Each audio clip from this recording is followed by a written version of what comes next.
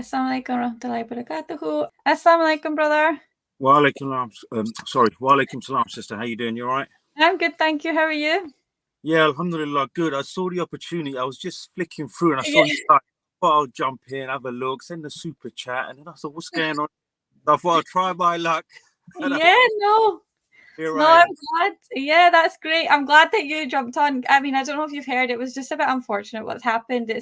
I don't know, it seems to happen to me quite a lot. It's the second time it's happened. But yeah, can you tell me a bit about yourself and your journey into Islam? Right, my name is Farook. Obviously, Farook Ismail. I was born Muslim, so my journey into Islam I was Muslim from day one. But what's happened is in the last couple of years where I have lost contact with my children, unfortunately, more on my namaz and deen and a little more focus. So, my journey, like I said, in Islam was always a Muslim, but again, the elements of practice was hit and miss. Namaz was hit and miss. Spirituality, again, hit and miss. But once you've gone through some trauma, I think you sort of find your spiritual self a little bit more. So I found myself spiritually once I've gone through trauma of losing contact with my children. So alhamdulillah, I try and stay on my namaz now 99% of the time and try and do zikr and try and keep spiritually connected ultimately and leave my reliance on the higher power, as in Allah, and do my best and leave everything else to Allah. So yeah, that's me. That's my journey. That's great. I mean, obviously, if anyone doesn't know, namaz is salah. So I'm guessing, are you Pakistani, brother? No, I'm Indian Gujarati. Oh, Indian Gujarati. Right. Okay. Cool. I'm Pakistani, so we use namaz as well. But I think a lot of people don't use namaz; they use salah. That's great. Well, it's great to see you've come back to your deen, and I've heard that quite a lot after you have children. I'm sorry to hear that you don't have any contact with your children. I've had other people on the show that have had similar situations. I've discussed, my husband has been in a similar situation in the past. Can I ask a wee bit more about that situation, if you don't mind, or is there any way that we could help you in that situation? Oh, brothers froze. Oh no. You said your husband's been through a situation. I cut you off. I lost you there. Yeah, sorry, you seem a bit grainy. I don't know if you're outside, but it's okay. Yes, he has been in a previous marriage. He had a daughter who had a relationship with quite a lot, and then that just got cut off. So yeah, he's been through that situation. Madi Tajani, I've had him on the show. He's going through that right now. So unfortunately, it seems to be happening a lot in the Ummah right now, which is really sad. And I've spoken, I've even reached out to sisters and said, look, well, this isn't going to help your children in any way. What are your thoughts sort of on the UK custody system right now for child custody? What do you think about that? This is it. So now, see, the thing is this with the UK family court system, and this is, again, what I'm trying to work on to try and expose ultimately, because look, we're born and raised in England, 30, 40 years, some people in some cases 50 years, relationship breaks up, and there's this presumption that we live in England 2023. This is a country with law and order and processes and systems, and you will go in, you'll go to the family court, and there will be some form of justice. And I think there's this illusion that people still have, those who have not experienced it. Yeah. Then you enter the system and you see the absolute shock and horror of what is placed in law and what is the official system, and how easily a father, 90% of cases, is denied contact, right? Actively denied contact. There's hurdles and barriers placed at every junction and step to deny contact. And to get over that hurdle, father has to spend thousands. So the system itself is created to generate money just out of thin air. So out of that bond of parent-child, how do you create money? The whole system is designed to fleece money at every stage. That is what it is purely. And also, if you look at that whole system, it has been designed and hijacked with this feminist ideologies, because the feminists now are in charge. The feminist movement been going since the 1920s. They're now in positions of power. They dictate the law in certain narratives and ways in such a subtle way where they're always at an advantage. Because from the feminist ideology, what people don't realize is, look, women know their limitations and their weaknesses. So they've eradicated all of them throughout the system and the law, especially the family court system. Mm. So it's an accepted societal position that even those who are not in the system know that if you're a father, 90% of chances that it's an accepted position, you will lose contact with your children. And add to that, most of the Muslim community, unfortunately, in the Western countries are conditioned to the same ideology on some level or other, subconsciously, conscious or subconscious bias. For example, let's say there's a load of brothers in a cafe, say anyway, yeah? If a sister walks in crying and screaming, primarily most men will react automatically. Even me now, including me, we're conditioned. We'll automatically think, oh, poor sister, what happened? This guy must be a bad man straight away. Yeah. Before you press on the details and the facts. And even I get caught out with that. We are all conditioned.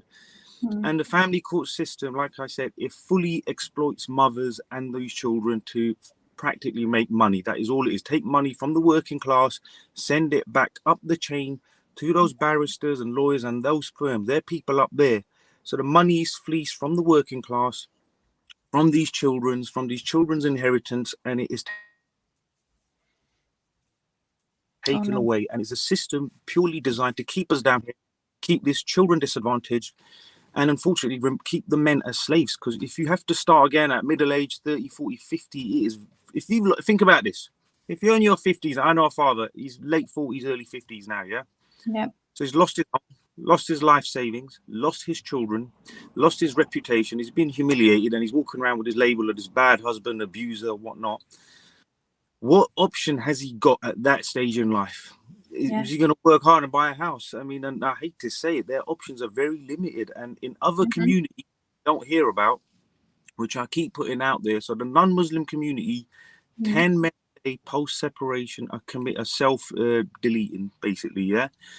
And it doesn't make any media, any outlet, any mainstream news. No one cares and no one is even interested. And what I say to the sisters in the community is, look, sisters, or the sisters that are engaging in using this system, you have sons, you have nephews, you have younger brothers, cousins. There's men in your family, yeah? They're going to face the same systems tomorrow and the same brutality. So I'm trying to create exposure around all of this, so it becomes household knowledge, so people are more aware, they're more prepared, and can protect themselves better ultimately. So yeah, but that's what I think of the system. It is brutal in every aspect. You're 100% right, brother. The money that they make from it is insane. I mean, people take out loans and things like that. We're not supposed to, but people do, just to get their kids back, end up in debt. And like you said, they end up, doing things that they can't come back from, or end up inside for something that they haven't done because there's been lies told about them. I've heard so many stories about men that end up like that. It's really horrible. And I can't imagine, I don't understand it, because I'm a mother. I have 2 daughters, and I could never, God forbid anything happen between me and my husband, inshallah, may Allah keep us always together. But if anything did, I could never do that to him, because my kids would suffer. My children will suffer. My children love their dad so much. I could never do that. And your children need a mother and a father in the home. And even if you can't be in the home, they still need 2 people present. Absolutely. So, no, absolutely. Look, and there are a few sisters out there that I know who have, regardless of what's happening in the relationship, they have kept contact between father and children for the sake of the children, because the children's development and what they need from both parents, and they've put that at the forefront. So they're upset, they're hurt, they hate their ex, but ultimately it comes down to protecting your children. And credit to you, credit to other sisters who have put their children first ultimately. So yeah, sorry, carry on, sis. No, I was just going to ask, can I ask how you personally went through that? Obviously, you don't need to go into details, brother, Yeah, but I'll tell you exactly what happened. So, and what is now, obviously, as I've now studied, I speak to loads of fathers on a daily basis. I've done a lot of study around this. And obviously I've done a lot of podcasting around this as well to try and expose this, because once you're in what I'm about to tell you, it's very hard for someone to know, unless you've experienced this specifically, like a personality unless you've lived with someone. I'll put it straight. Unless you've lived with someone with a personality disorder, it is very difficult for someone to understand how difficult it can be. Now, every relationship, let's take this conversation for a second, yeah? This conversation Oh no. Is flowing naturally right now. I would say it's a natural flow back and forth. If one of us flow naturally, there would be very awkward. There'll be a lot of awkward silences, and it'll be a very awkward conversation. Now, when you're talking to someone like that and the conversation is not natural, you can feel it. It's very hard to flow, and generally you tend not to engage with that person anymore, or you avoid that person. But when you're married to someone, you have no real communication. So everything you say is not absorbed or understood, and you have no communication, means you have no relationship. And when you're dealing with someone where, if again, it's a simple discussion, as you say, like this steering wheel here is black. That person says, no, it's not, it's white. There's no more conversation to be had. And when you say, okay, just to appease the situation, it's white, then they say, no, it's not, it's black.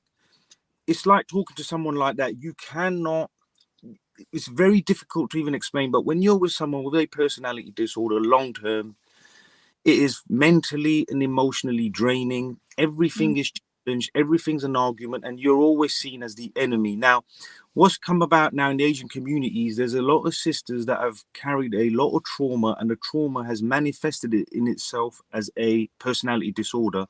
So when they've come into the marital homes, the husband, the in-laws, the mother-in-law, father-in-law are automatically seen as a negative. The mother and father-in-law seen as an enemy. So if, for example, if you've come in and let's say your mother and father-in-law are lovely people, you're getting along nicely, but because you've got that trigger in your mind, these negative triggers where, no, I need to establish control, or I'm going to be full and clean. So you overcompensate to try and take control, hence lead to a clash. But if nothing's happened or nothing's triggered an argument, you argue with a person that you've had no issue with. And this is where it becomes very difficult to manage mentally. You think, are we going mad, or is this person a bit unstable? And dealing with someone like that is very, very difficult. And what happens is when you start having children, you can look, most men think, you know what, head down, carry on, we're married, it is what it is. We got kids. Now, when you've got kids, this control manifests into the children. And what a lot of sisters, and what the pattern we've seen is, the children are then controlled as part of this trauma, and they won't allow the children to mix with the husband or the in-laws, or the environment with the father and the children is always controlled. Now you can do that. How do you do that in a long-term relationship? Like, so you've denied these children their relationships and bonds throughout a period of time, which is then you can see clearly obvious. And most fathers become passengers in their own relationship.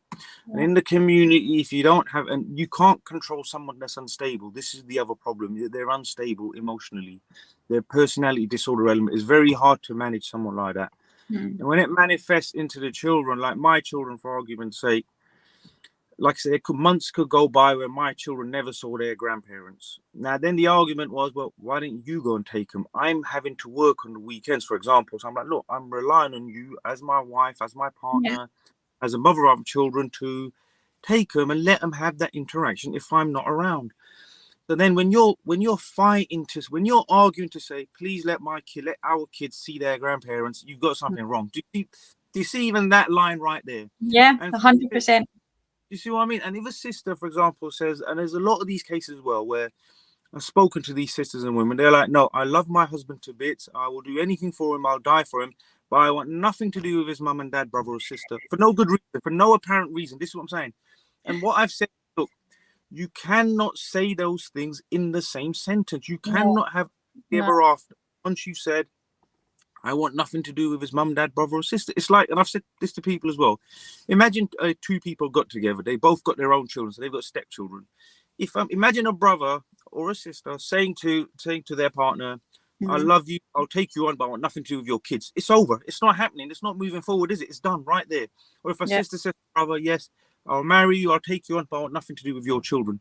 I think it's pretty much done, innit? And this is the attitude that's being brought into marriages. And I'm talking this personality disorder. They've come in with this defensive act, manifest control over the husband and the extended family, and it just becomes a game of power. And those relationships in time will eventually, where what happens is the husband totally caves in for a quiet life, head down, he has to follow the party line, for example. So he 9 out of 10 times moves closer to his in-laws.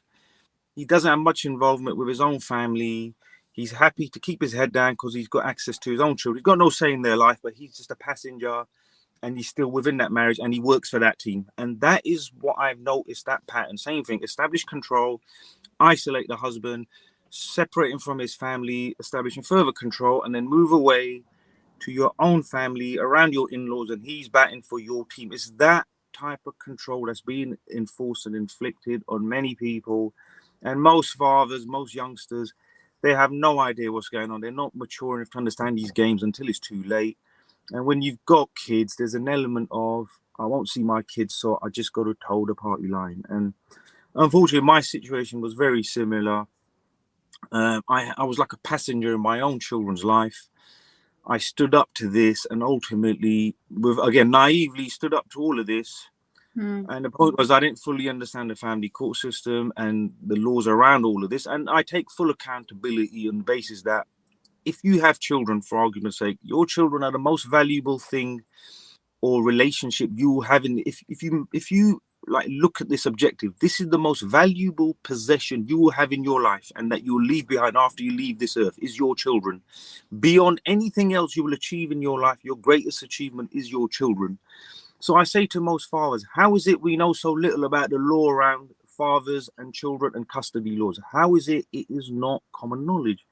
So I blame myself. I should have known the knowledge I have now. I should have had then. I should have taken time out. I should have given it more focus. Now, we knew the law doesn't side with father in this country. Everyone knows that. But to the extreme and the extent, I didn't know that. I didn't never believe this was possible. And I take full accountability. Ignorance is not an answer. So that's why I'm putting information out there so it's easily accessible for anyone to understand how biased it is, how easy it is, and the devastation that you will feel once you lose contact with your children. Again, every time we talk about this, or I talk about this to anyone, my children, they're less than a mile from my location right now, but I haven't seen them since March the 16th, 2022. Oh my How gosh. possible? 1 mile, less than a mile. I don't even know what they look like now, what they sound like. How is this possible that you can be denied so easily like this, just like that? It's scary. It's scary. And like I said, until you've experienced that loss of contact with your child, until you've mourned that loss every single day, you cannot understand the pain the physical pain, like I said, in your body, your heart, your soul. You are destroyed. It destroys you from inside out, unfortunately.